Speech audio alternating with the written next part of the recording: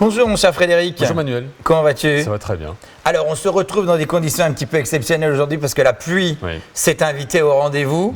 Mais dans notre métier, on sait toujours s'adapter et on rebondit comme d'habitude. Donc là, exactement, tu m'as devancé. Là, on va parler uniquement de la verrerie qu'on utilise sur l'open bar. Oui, tout à fait. Ouais.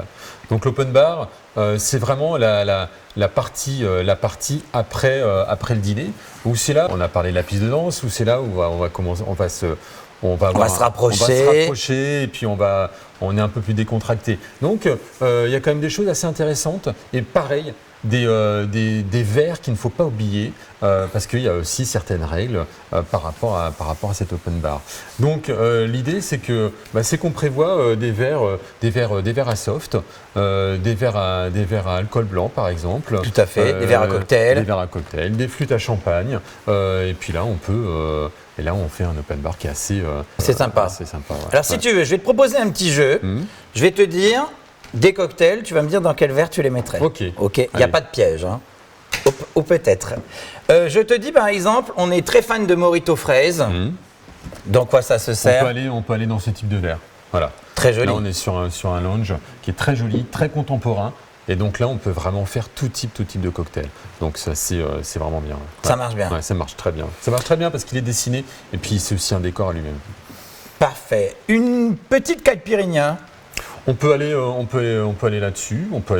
Ce type de verre aussi. Verre à cocktail. Ah oui, aussi à pied. Exactement.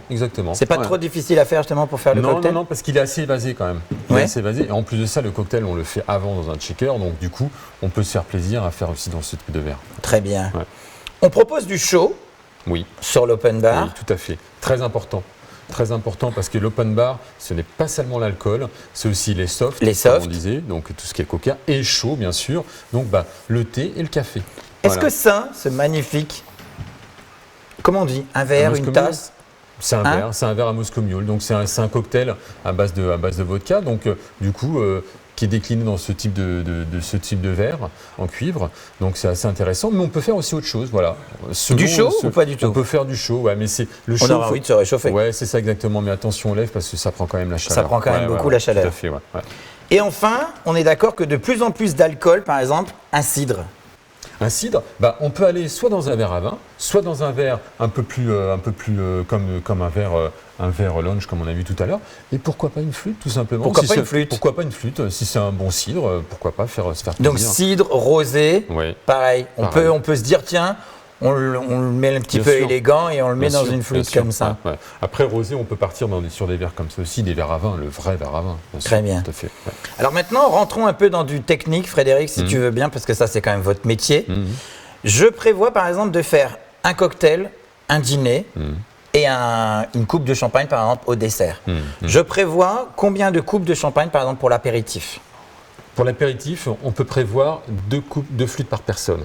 Pourquoi? Parce que le verre, en fin de compte, on l'a dans la main, on va le reposer, on en reprend un. Donc c'est important d'avoir du volume pour cette partie-là, parce que le verre est itinérant en fin de compte. Il se déplace beaucoup. Tu as pris le bon terme. Voilà, exactement. 2 c'est bien, 3 on prend une marge de sécu ou pas du tout? Ouais, 3 ça on va quand même. 2, 3. Parce que tout le monde ne boit pas non plus du champagne. C'est etc. ça. Voilà, tu vois. Donc il y a quand même la partie, la moyenne va se faire au cours du cocktail.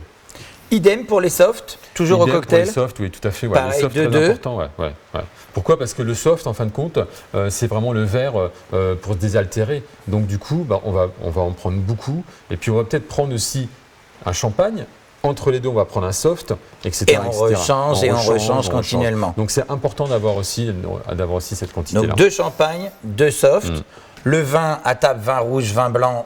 On prévoit 1 par personne. 1 par personne. C'est rare qu'en général on change le verre. Non, c'est rare, mais l'idée c'est d'avoir quand même un peu une petite marge quand même, parce qu'on ne sait jamais, pendant l'installation, des verres peuvent casser, tout simplement. Donc du coup, c'est intéressant d'avoir aussi un peu de verre.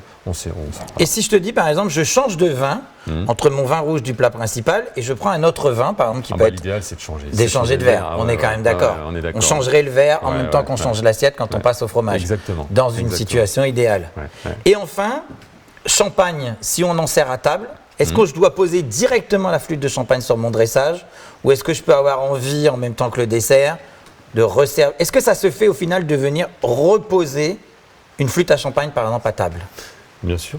On peut Oui, reposer, bien sûr, on n'est pas tout à obligé fait. de la mettre de suite sur l'installation de départ. Alors si, alors c'est beaucoup plus joli. C'est-à-dire que ta table, elle est faite à la base avec la flûte. Pourquoi la flûte? Parce que les flûtes sont assez belles et c'est vraiment C'est aussi ça. un élément de décor. C'est ce qui structure C'est ta ce qui table. structure. Néanmoins, la table, il ne faut pas non plus focaliser sur cette flûte et te supprimer des éléments de décor. C'est ça. Et du coup, ça prend quand même un peu de place. Ça prend un peu de place. Donc du coup, on peut venir aussi après avec les flûtes, tout simplement. Mais c'est important d'avoir cette flûte à la base. À table, sur quand même. table. Ouais, ouais. Et dernière étape, l'open bar. Alors là, on a foison de verre, ouais. on est d'accord.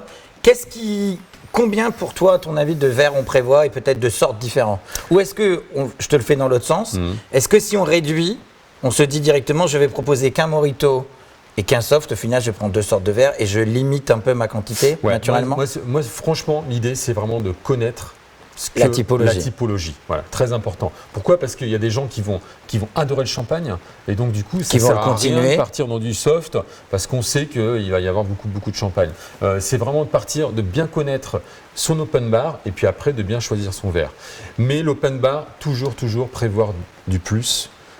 1,50 voire 2, un ratio en plus. Ah oui, quand même. Ouais, c'est bien. Alors quand Ouais. tu dis 1,50 voire 2, Si tu on parle en multiplies nombre de verres. En nombre de verres, c'est-à-dire que tu multiplies ton verre par Ton nombre d'invités. Ouais, exactement. Et dis-moi, quand tu parles tout à l'heure en fait de typologie, tu parles du type de clientèle qu'on va inviter. Bien sûr. C'est sûr que si on n'a que des trentenaires un petit peu fêtards, Ouais. à la soirée, on va quand même charger un petit peu. Mais c'est sûr. vrai que si on fait quand même un mariage beaucoup plus familial et on va être sur une clientèle un petit peu plus classique, Bien sûr. on peut rester On peut plus rester simple. plus simple. Mais ce qui est très important, c'est qu'il ne faut pas oublier que derrière le bar, il y a quand même quelqu'un.